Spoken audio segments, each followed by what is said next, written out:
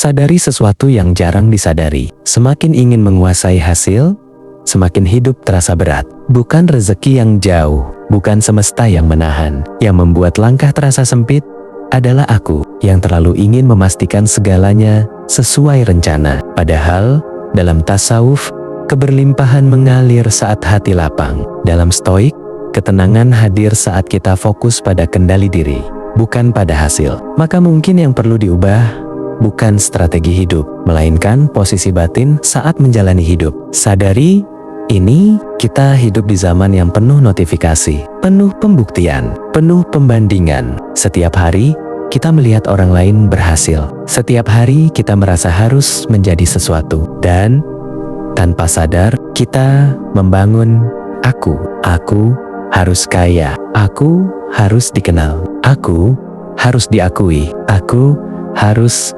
dihormati. Dan semakin keras kita mengejar, semakin lelah jiwa kita. Paradoks pertama muncul di sini. Semakin kau ingin memiliki, semakin kau merasa tak punya apa-apa. Dalam perspektif tasawuf, ini disebut hijab nafs, tirai ego yang menutup cahaya batin. Dalam bahasa stoik, ini disebut keterikatan pada hal di luar kendali. Dan dalam realitas modern, ini disebut stres, overthinking, burnout, kecemasan eksistensial. Tasawuf, ketika aku menjadi penghalang. Para sufi tidak memulai perjalanan dengan mencari rezeki. Mereka mencari kebenaran diri. Jalaluddin Rumi pernah menulis, "Mengapa engkau begitu sibuk mencari, padahal yang kau cari sedang mencari dirimu?" Kalimat itu bukan puitis, itu revolusioner. Tasawuf mengenal satu tahap penting, fana. Fana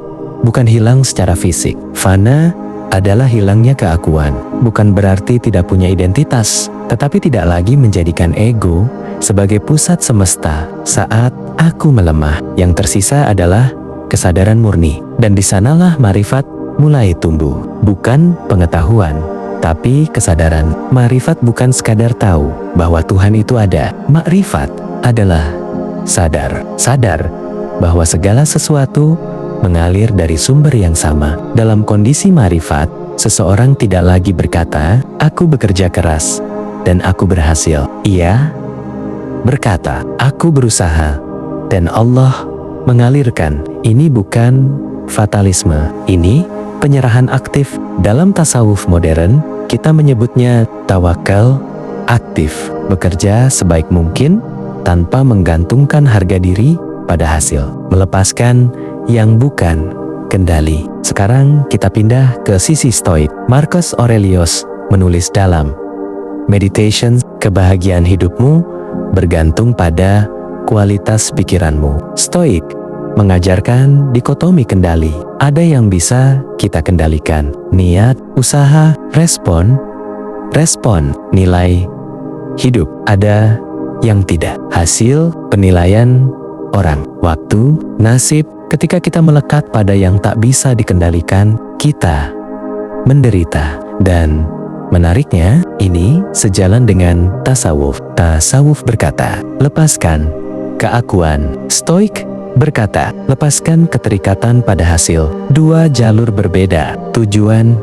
sama, kebebasan batin. Paradoks keberlimpahan. Sekarang kita masuk inti. Mengapa ketika aku hilang, rezeki datang? Karena selama ini yang menghalangi aliran bukan kekurangan kemampuan, tapi kepadatan ego. Bayangkan air sungai. Jika sungai penuh batu besar, air sulit mengalir. Ego adalah batu itu. Ketika ego dilembutkan, aliran menjadi lancar. Dalam dunia modern, ini terlihat seperti orang yang tidak terobsesi uang justru dipercaya. Orang yang tidak mengejar validasi justru dihormati. Orang yang tidak haus perhatian justru dicari. Paradoks? Paradoks? Ya, tapi ini hukum batin. Hipnoterapi jiwa masuk ke ruang sunyi. Sekarang tutup matamu sejenak. Tarik napas dalam.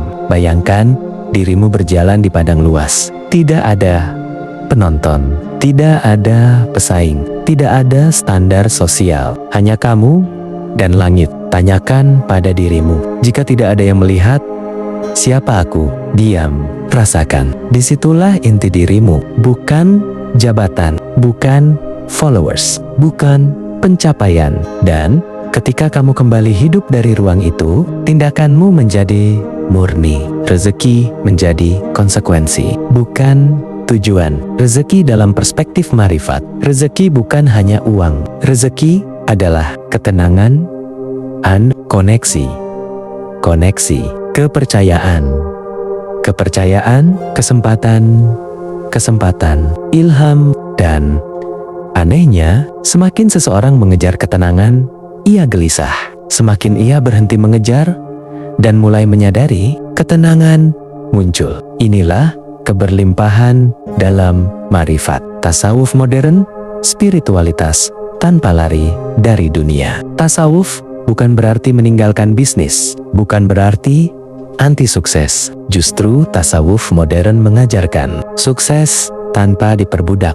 Sukses punya uang tanpa dimiliki uang, dikenal tanpa kehilangan diri. Ini bukan teori. Banyak pengusaha yang ketika berhenti terobsesi pada angka, bisnisnya justru stabil karena energinya berubah dari takut menjadi percaya, dari kurang menjadi cukup. Stoikologi dan qanaah. Dalam Islam ada konsep qanaah, merasa cukup. Dalam stoik ada konsep amor fati, mencintai takdir. Ketika dua ini bersatu, kita tidak lagi hidup dalam kecemasan masa depan. Dan saat kecemasan hilang, keputusan menjadi jernih. Keputusan jernih melahirkan hasil optimal. Hasil optimal tampak seperti keberuntungan, padahal itu kejernihan batin. Saat aku benar-benar luruh. Fana bukan berarti tidak punya ambisi. Fana berarti ambisi tidak lagi mendefinisikan nilai diri. Ketika aku luruh, kritik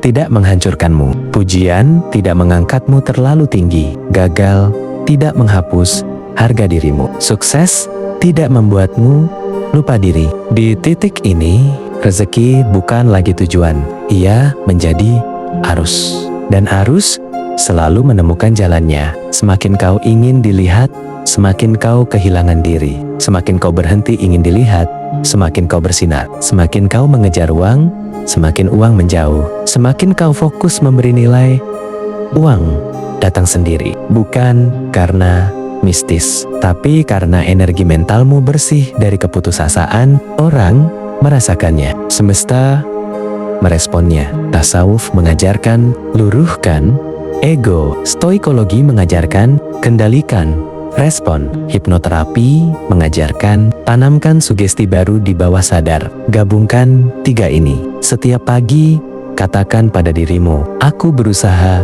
dengan tenang, aku menyerahkan hasil, aku cukup, dan keberlimpahan mengalir sesuai waktu terbaik. Ulangi, biarkan ia menjadi sistem keyakinan baru. Sekarang, tarik napas dalam. Sadari satu hal, selama ini mungkin bukan rezeki yang jauh, tapi aku yang terlalu keras. Dan hari ini, kamu boleh mulai berbeda. Boleh bekerja dengan lebih ringan. Boleh berambisi tanpa terikat. Boleh sukses tanpa kehilangan jiwa. Karena keberlimpahan bukan tentang memiliki lebih banyak, tapi tentang menjadi lebih sadar. Dan ketika kesadaran itu tumbuh, rezeki tidak perlu dipanggil. Ia tahu jalan pulang. Jika tulisan ini membuka sesuatu di dalam dirimu, jika ada bagian yang membuatmu berhenti sejenak, maka jangan biarkan kesadaran itu padam. Ambil nafas baru, perdalam perjalananmu, dan teruslah menyelami ruang batin